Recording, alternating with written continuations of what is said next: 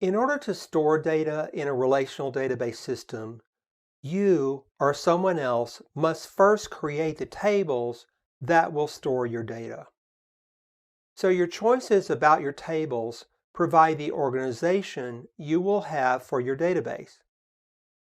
I've given you all the basic building blocks you can use to create your tables: columns with data types and other column properties, and primary keys and foreign keys. I've skimmed over a few other column properties, like default values, in case you don't supply a column value when you insert a row. However, I have explained the basic parts of table design. With these basic building blocks, you have a lot of flexibility in how you design the tables for your database. Look at this small database. We saw before that these tables have a design with primary keys, and the toy.makerID column is set as a foreign key referencing the maker.id column. Look at this alternative table.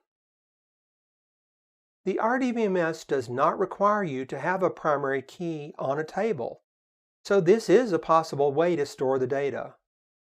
But you have to wonder, what is this table really about? If it's about toys, then what is the meaning of the row with a maker but no toy? Just looking at this table, can you guess that the city is about the headquarters location of a maker? If you delete one toy row from the table, don't you risk deleting the maker at the same time, whether you want to or not? What about this design? This time you have a single table that emphasizes makers. It's interesting, though, that the toys column combines the toy name, a string, with the price, a money value, and there are two of these in one row. Of course, as more data gets added, you'd probably have one maker that makes dozens or even hundreds of different toys, so that this column alone could become quite large on some rows. SQL provides the simple create statement to create a table, alter to change some properties of the table, and drop to discard a table.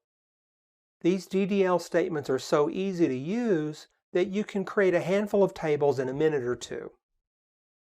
This is great for practice and learning and may work well enough for a small database, but beware.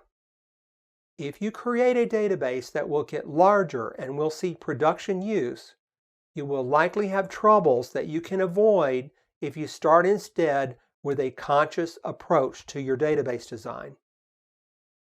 With all the freedom in how you set up your tables, it can help if you understand two general strategies of database design. One strategy of design is database normalization, and the other is database denormalization. In the next videos, I'll talk about normalization, denormalization, the differences, and the trade-offs between these two strategies.